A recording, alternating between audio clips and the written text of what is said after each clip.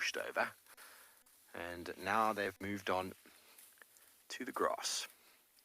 So look at this technique. The youngster finds the grass that it wants, wraps its trunk around and kicks it. That pulls it out the ground. It hits it against the body, removing the soil, and then the animal eats the grass as well as the roots. And grasses, as we've discussed before, are all well adapted to fire, so they take their nutrients into the soil. That's why when you ever see what looks to be dead grass, and you water it, it grows green very quickly afterwards.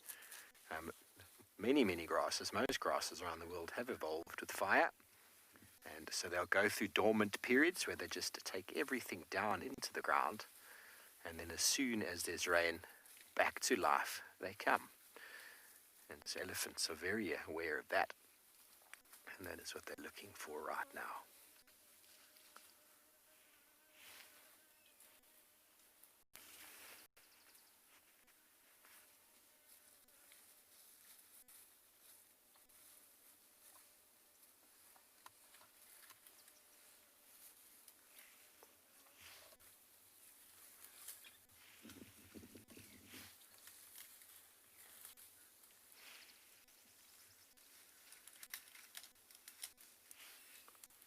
Oh, little armpit scratch. When you don't have fingers, everybody, you make do with all sorts of objects around the house, don't you? I find myself scratching my back sometimes with the cupboard. Elephants don't have fingers, everybody, so they use trees and stumps to get those hard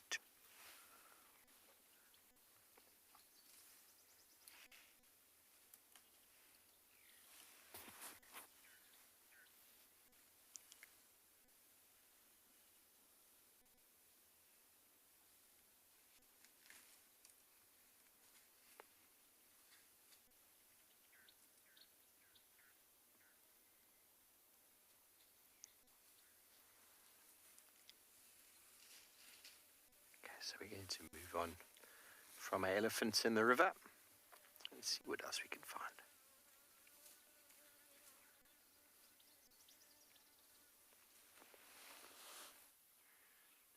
We maneuvered our way around from where the lions were last, and that other Rossmale went and he decided to go and lie on at the carcass he had earlier. There's one of the young cubs, the young male that's just gotten up. You can see his sisters right in front of him. You can hear the movement now just behind me as we speak. There's that young male coming in.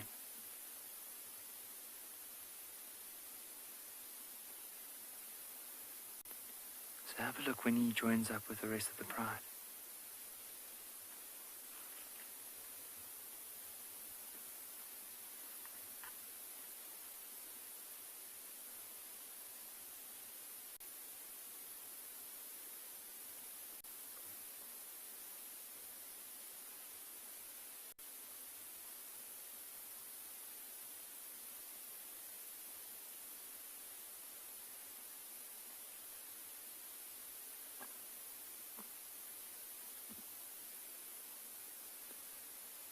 Wow, that looks very comfortable.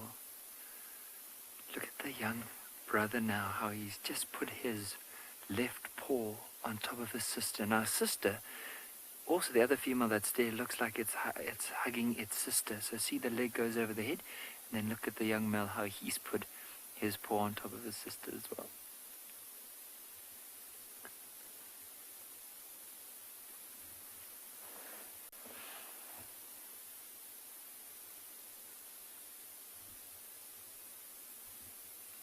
It's absolutely adorable to watch.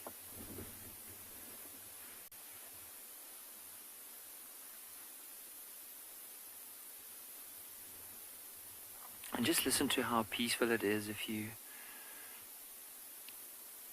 listen out to the wind. You can almost hear these lions breathing.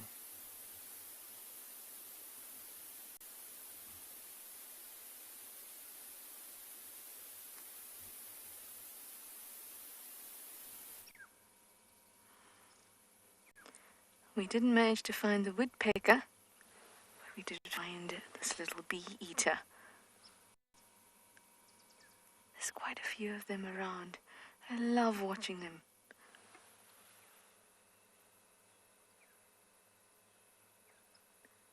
They're very reliable birds. If you want to take a good picture of a bird, they're a great one to watch because they tend to return to the same perch after they've flown about to hunt for bees and wasps and other flying insects.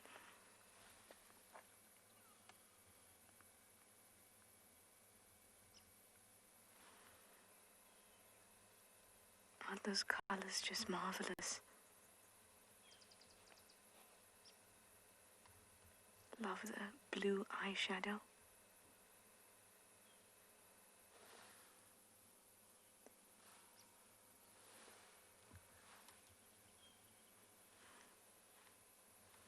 This is the world's smallest bee eater.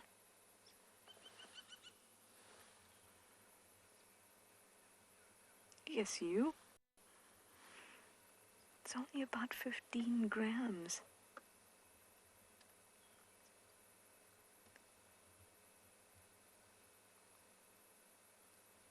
We were lucky enough to see one actually eating a bee a few drives back.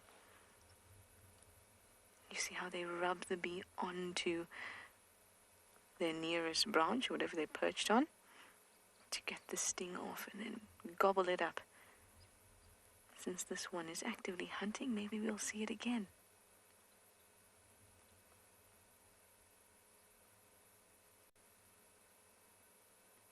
Their muscles must rework so fast. Fast twitch fibers must be on fire. Look at the head. Almost jerky because they move so quickly. Oh, almost lost its balance.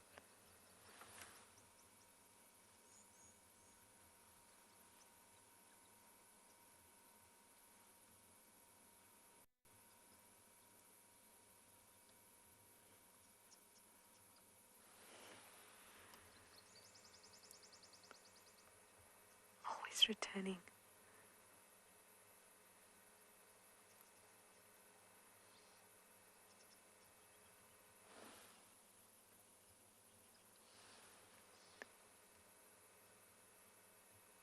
They remind me of a green mango. Not quite ripe yet, but starting to ripen. There's that bearded woodpecker calling again.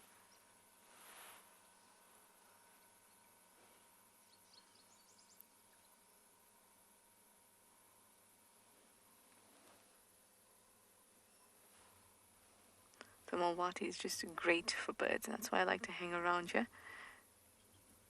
Ooh, that looks like a good one. Did you get anything? Not yet. Long, thin beak that's just perfect to use as pincers to grab those aerial insects in flight.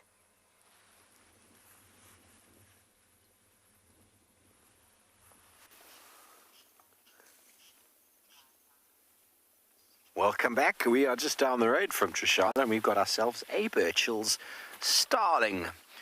Now the Birchall's Starling is easily identified from the other starlings in the area. You see it's got a black eye and it's got a little bit of a long tail. So quite glossy, the blue, very glossy. They're part of the glossy starlings.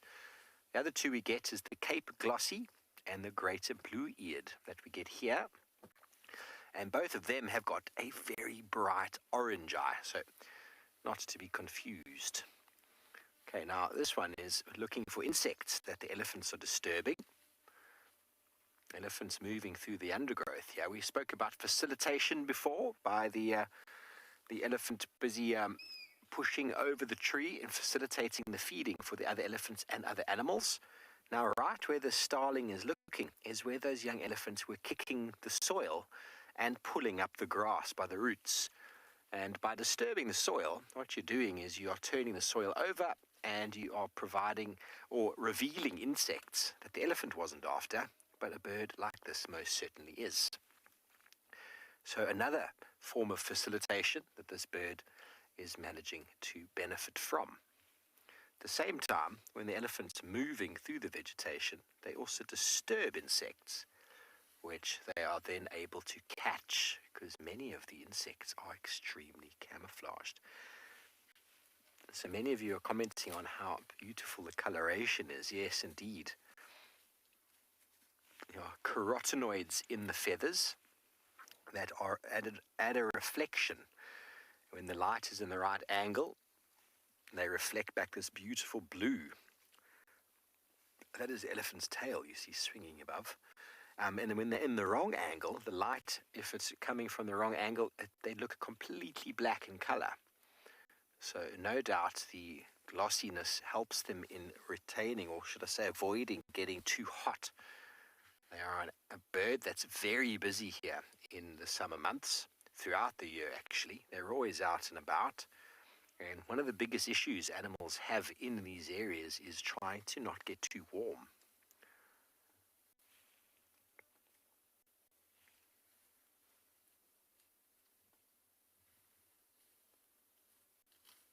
A very nice energy efficient way of getting food.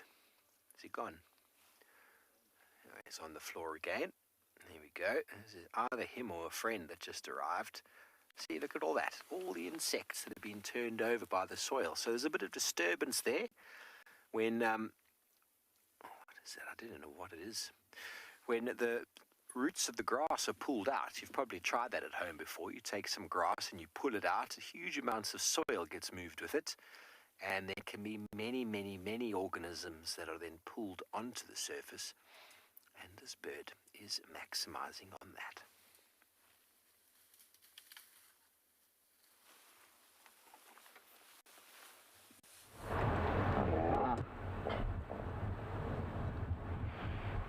Welcome to the Mara River.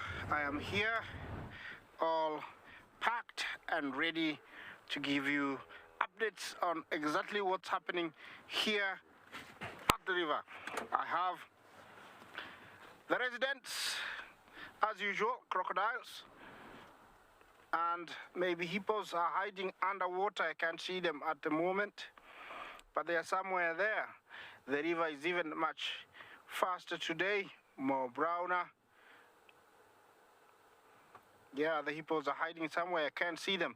And the rapids are even, rough and tough today. Yeah, remember, this is the main source of livelihood for most animals that exist in the Masai Mara. From the elephants, the hippos, the buffaloes, the lions, everybody, the top is the giraffes, depend on this river in the very dry time. When I talk about dry, remember we have 2 seasons in the Mara. Unlike other places where they have autumn, spring, summer and winter, here we have only dry and wet. Our dry season starts now all the way to the middle of November. Then we have shorty rains all the way to February, and the rest from February to March, end of March, is also another long dry spell. Then from April to June, July, it's another very long wet season. Right now we're at the beginning of dry, and that's when all animals come here. Those are 2 massive Nile crocodiles, the inhabitants and the super predators of these waters.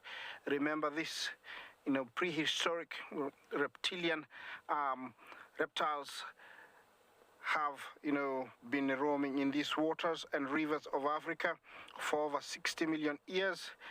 It's one of the only few predators that considers man as a source of food. So here we don't swim, and we are also very careful about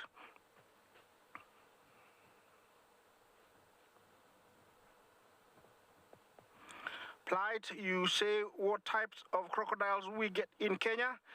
The one and only one, the Nile crocodile, is the one we get in Africa, in Kenya and in East Africa. These 2 are fully grown. I would estimate, looking at them, they must be over 50 years. They do grow much darker as they age. Their heads become very stout, and those two are males. Looking at the head, usually females are much more pointed and less, they're much more colorful. You see spots of yellow and dark spots. These ones are males, I would say. A good, the one farthest, the one we can see all the way to the tail, I would give him a good maybe 19 feet easy. He's very long and could weigh up to even 800 kilos. These guys, remember, this time of the year, they really feed on those animals crossing, and then they can go for a very long time without eating. Remember, this is coming live from the Masai Mara. Talk to us on hashtag CGTN Wild, hashtag Wild Earth. That's a place you want to ask questions. I have, other guides, situated in Southern Africa. I have my colleague David somewhere in the Mara. In case I cannot answer you, they will be able to answer you. I'm staying here at the river, enjoying the calm sounds of the Mara. Can you hear it?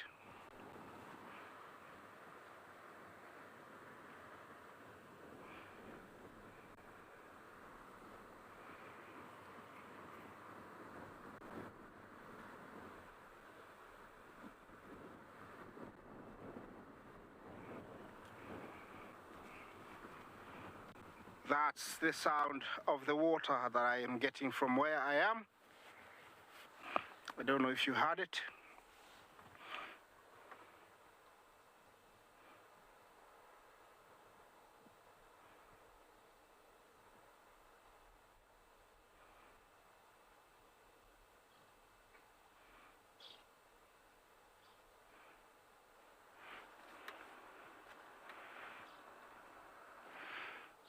Yeah, that is the sound. When you stay where I am, if you don't talk, you might snooze, you might sleep. If you don't have something to read, you might snooze. The other residents, the hippos, the same time as now, they're normally out, but today looks like they've gone on strike. Actually, I don't see very many of them around here, so I don't know what happened. Maybe yesterday they have a domestic quarrel, and they decided that they didn't want to be, they don't, to be around. I see only one, but he's very shy. He keeps, showing off his head, and then he disappears into the water quite fast. He's somewhere there. James is gonna find him for you. He's somewhere there.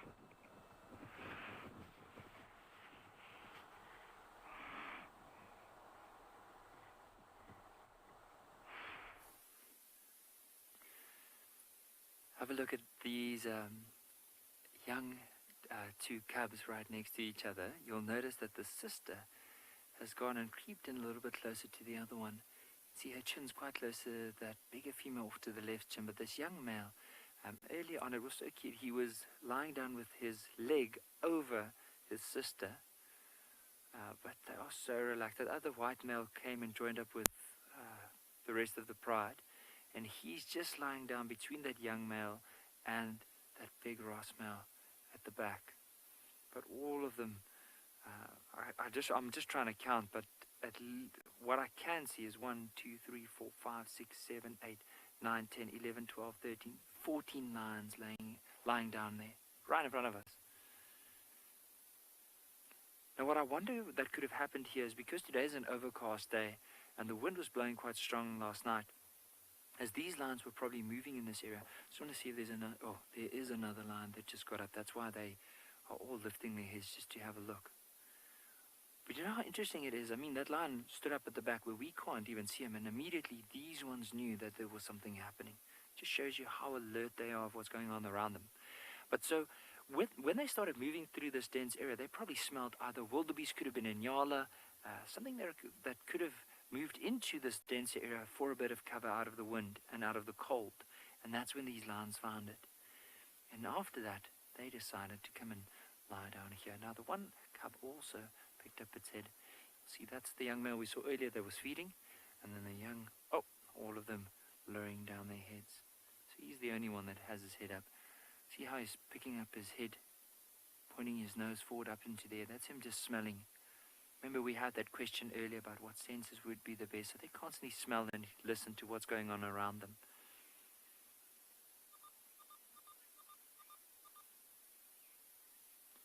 Bianca, white lions aren't a common thing to see in the wild. Especially in order to get a white lion, both the males and the females have to carry the recessive gene for that white. And I mean, like if you go and research it, there's not a lot of places that you will be able to see it. There are some private reserves that will focus on white lions, but in naturally occurring areas, there's very few individuals that you'll be able to see, especially with wild prides. In this era, though, there has been records and there has been mentions of some of the Shangans telling the story from one generation to another that they reckon that white lions were seen as far as 400 years ago within the area.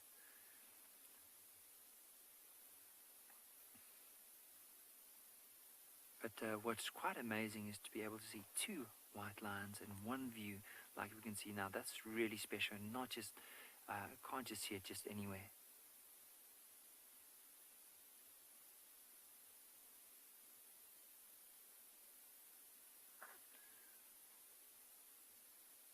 So one of the lions in the back is chewing a bone, and that crunching noise is what made all of these lift their heads to have a look.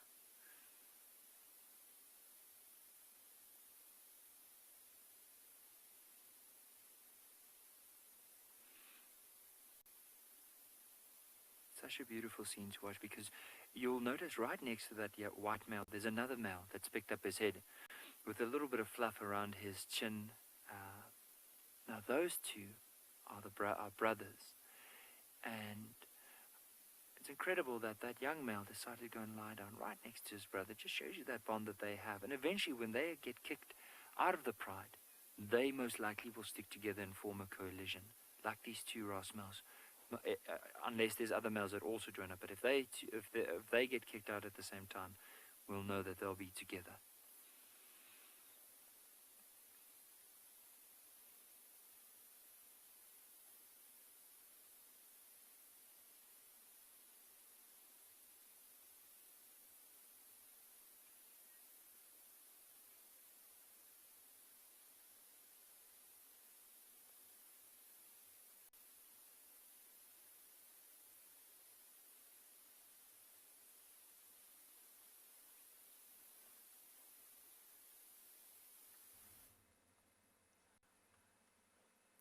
I promise there's a green wood hoopoe in there. There we go.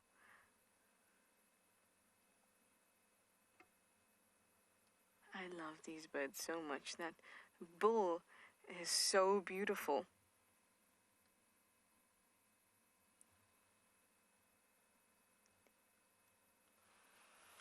Oh, what have you got there?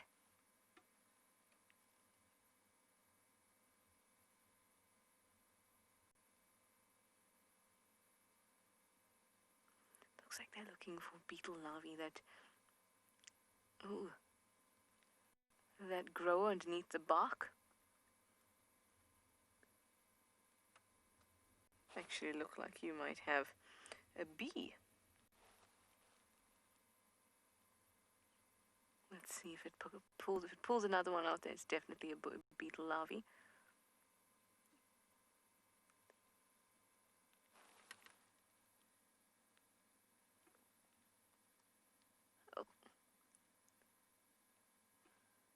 Oh, it's having a great time on this tree.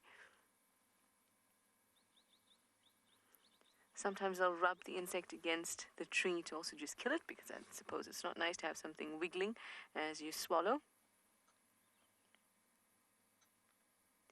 And you see the little bee eater that we had just earlier does a similar thing, but in order to get the sting off of a bee.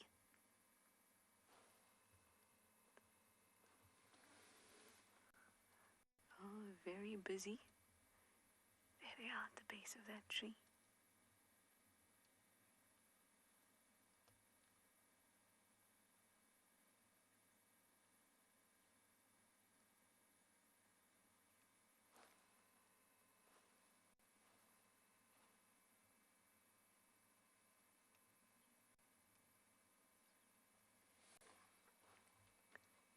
There is... Oh, there we go.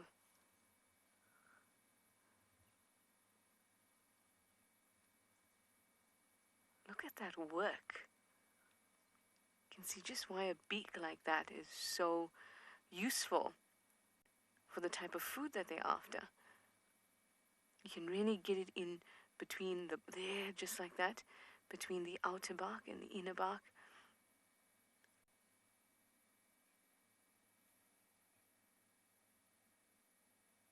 So busy. I love to watch them. Just love it. Hopefully we'll find some more birds and we can watch them do their thing too.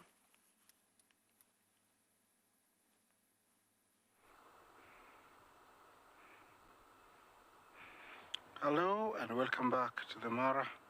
I'm still here at the river and I'm looking at this yellow-billed stock, fishing and getting deeper and deeper into the water. And I am wondering, is it gonna fish or is it gonna get fished? It's hard to say. Maybe I'm loading my mind with too much thoughts. Maybe he knows what he's doing. But definitely it's fishing. Looks like it knows what it's doing because it has retreated back. It's not getting deeper and deeper into the water. And hopefully it survives. On top, left there, I have two toppies. They're looking like they want to cross, but something has told them, maybe it's too dangerous. It's hard to say anything right now if they're going to or not. But the main aim there here is not to drink because there is plenty of water out there in the plains. So definitely they're here to cross. And I'm gonna sit here and wait for them to cross as I get, soothed by the sounds of the water rapids, that little, miniature waterfall there. There are lots of rapids, making me really sleepy, but I'm not sleeping because I want to see these guys cross. Looks like they have decided this is not the crossing they're going to use, and they're headed out. James will share that with you. They have decided to head out.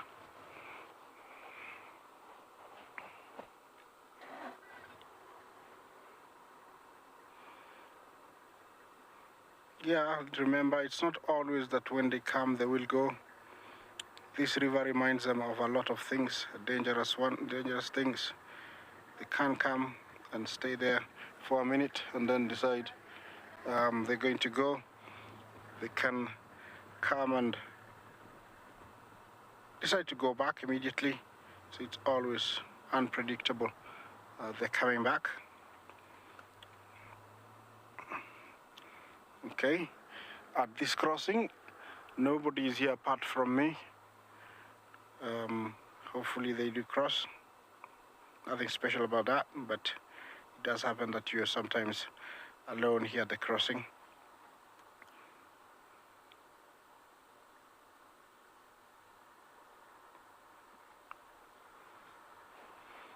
Okay, I think I'm gonna monitor them, and I'm sure if they do cross, my director will give me the privilege to share them with you.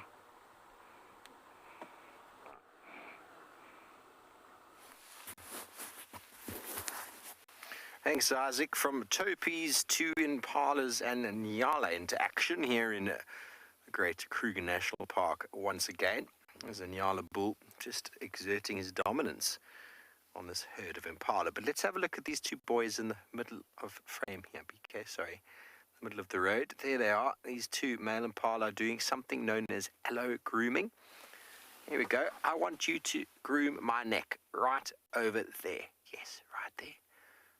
One will groom and the other one will reciprocate, normally in the exact same spot. There we go. That's where I want it. Now, it's hard for impala to groom themselves on their neck.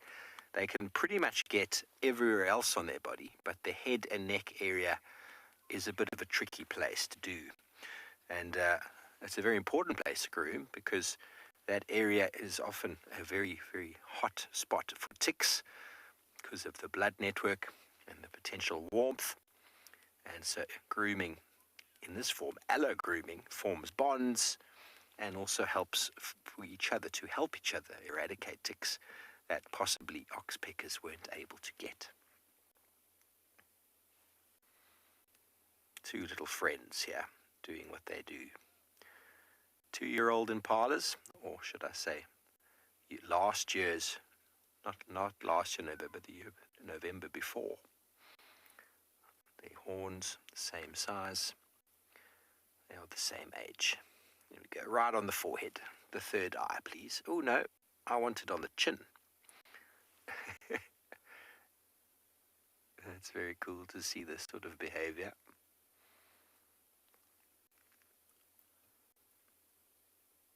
Oh, a little bit of a cheek.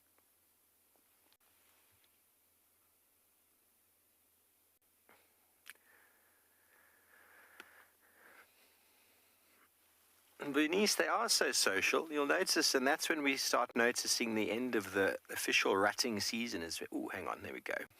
Boys will be boys.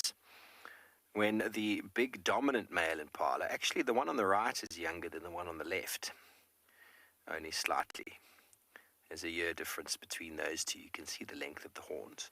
So those boys at the back there, when you see them doing allo-grooming, you know that there's no testosterone left in the population. They're all quite relaxed.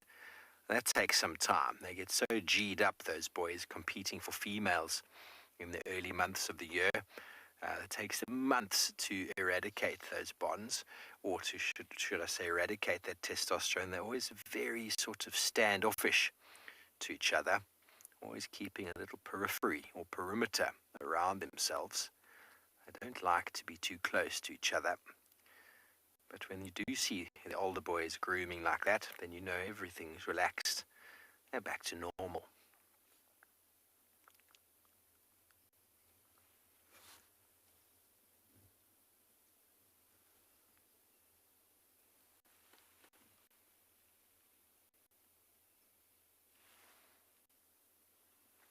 Very large herd of impala spread all across the drainage system here.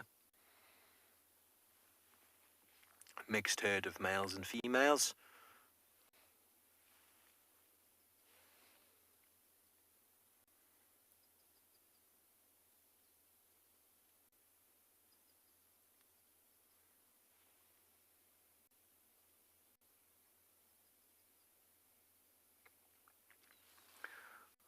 They really are a very, very pretty antelope that I have spent a lot of time with.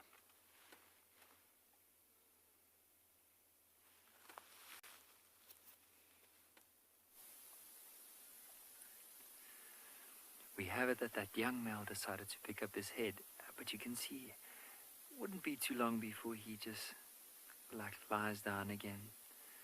Now, often with lions, after a meal, and they've had quite a few meals over the last week or so, but then they'll find a nice spot, and this is where they'll rest up for the majority of the day. Now, because it's overcast, there's a good chance that they might rest up only for a couple of hours and then maybe move again.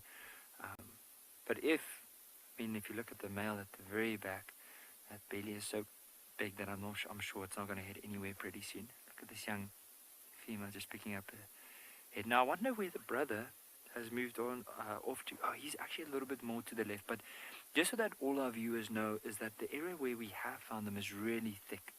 It's a dense area, and the only good view we have of these lions is this little channel that we're looking in right now. So off to the left, there are other lions, but unfortunately the angle at which we're looking at is just hard. Now look at this young female coming back. Now that's the mom that it went to just rub her head against. She's probably also going to try to see if she can get a drink. Now the brother is just behind, or just to the left of where we're looking at her now. Oh.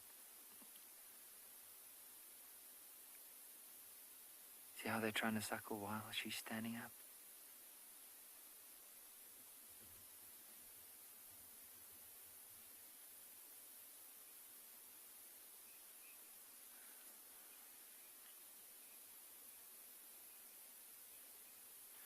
Hey Zeus, with the...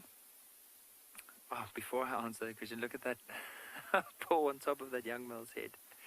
But so normally a pride it varies. Sometimes you find individuals. There was a lioness in Lua, she was all by herself for many years, and eventually the people that started filming her there, and there's a very beautiful documentary about it, she attached to them and almost like associated them with a pride until they eventually introduced more lions into that area. So that was a really interesting story, but it could be anywhere from one or maybe two, because I mean one individual won't necessarily be a pride, but it could be a male and female, like two, all the way up to a pride of 34, 36, maybe even more lions. Normally when they get to that stage is when they start splitting up. There was a pride, or this particular pride at a stage, we're close to 32 lions as well, but I know there's a pride of 34 lions in Savuti in Botswana, and these lions specialize in hunting elephants. Because of the size of the animals that they hunt, they tend to have more. But with a pride like this, they don't necessarily focus on elephants, but they do focus on buffaloes and wildebeest and zebra. And so if the pride is too big, then there's barely any meat for some of the younger members. So then the pride eventually will start splitting up. But it could be, I would say, a size depends on the amount of food and competition within that area that will allow the pride either to be big or force them to only be a small group of individuals.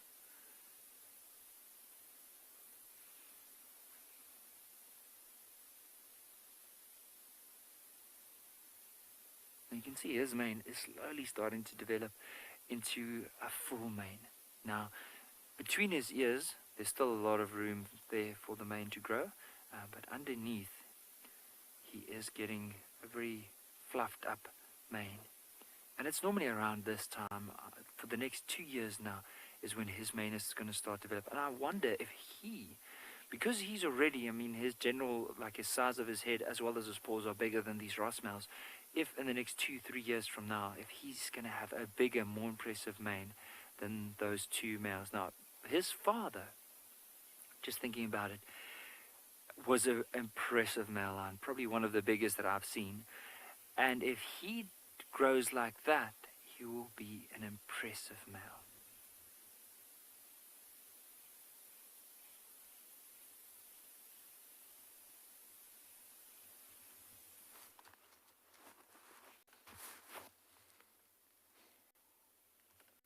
Welcome back to the woodlands of Djuma.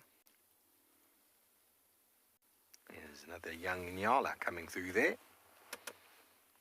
I'm going to see the way they walk.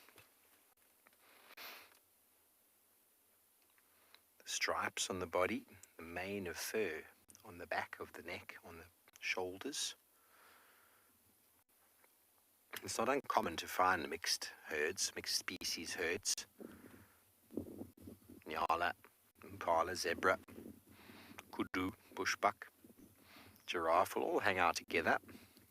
These two species, Nyala and impala, are both mixed feeders, so they both do very, very well when the grass is green, and then will feed on the leaves and the browse material when that is at its zenith, and then will also feed on the leaves that have fallen on the ground, which a lot of the impala are doing now.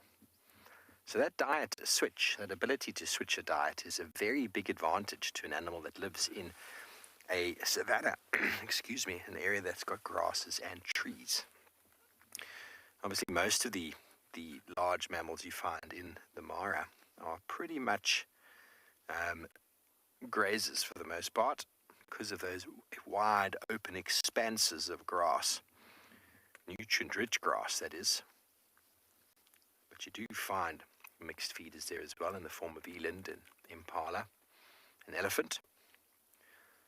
But all of them will make hay when the sun shines, feeding on the luscious green grass when it's available. Got a bit of jousting here, BK. These guys are playing a bit of a tune. These impala males here are doing a bit of practicing. They've gone to the gym to do some sparring with the poor little bush.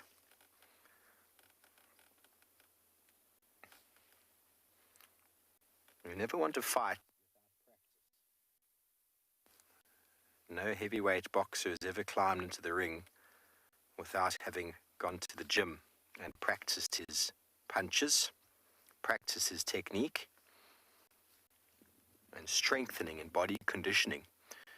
That's what these impala are doing, strengthening their neck, their technique, before they get into a physical confrontation.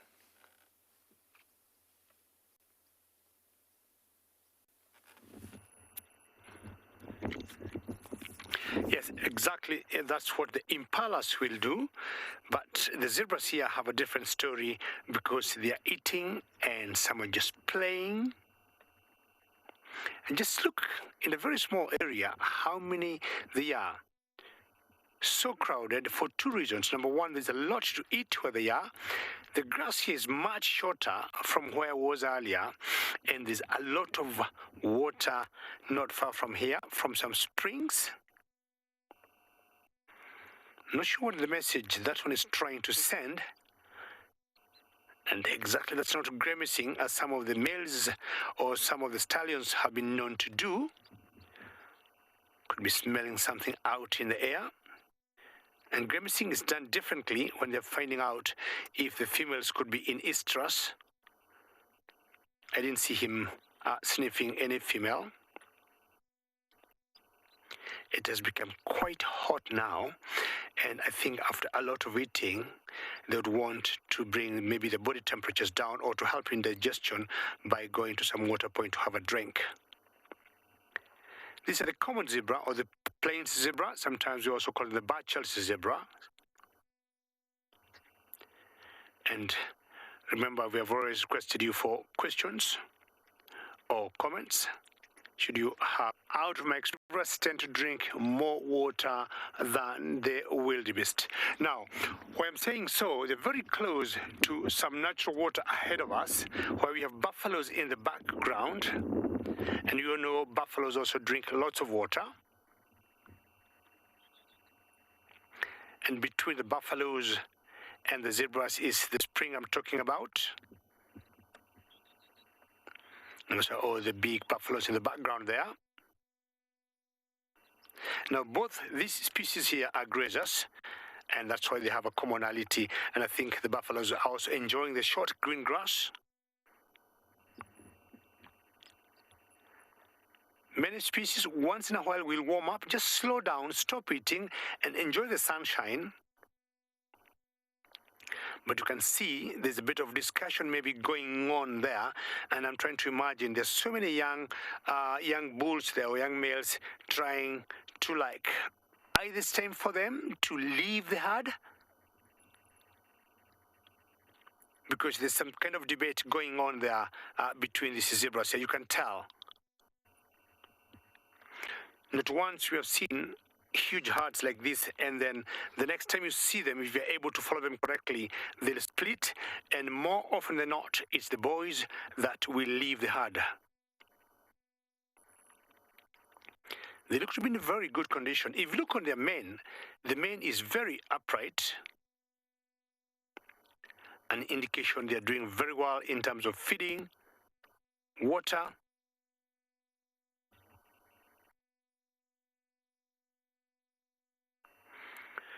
Trying to spend a few more minutes here and see if they'll go to have a drink and then maybe follow them up.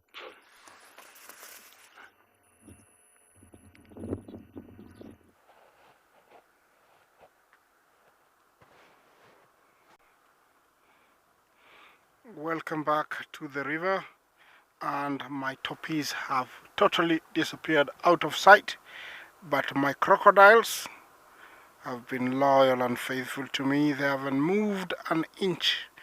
I haven't seen even the slightest movement. They are still in the same position. So they are just there sleeping. Yeah, waiting for something to come by. Oh, you have two hippos. They've decided to come and join them. You see only one on the screen, but there's another one further to the right. Those are two. There's another one. He's gonna appear. There we go. Come again.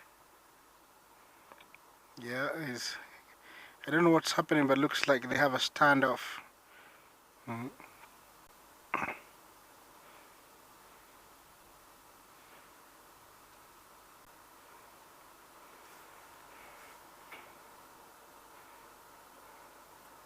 Yeah, looks like there's a standoff, definitely. I don't know why, but there could be two males and there's a female coming into season, so they are fighting over it. They are fighting over it, over the female. Yes, alright, it's come to that time where I have to say goodbye on behalf of CGTN Wild. I say thank you on behalf of my directors, my colleagues, my cameraman, I myself. It is goodbye from the Masai Mara. Join us again tomorrow morning. Bye bye.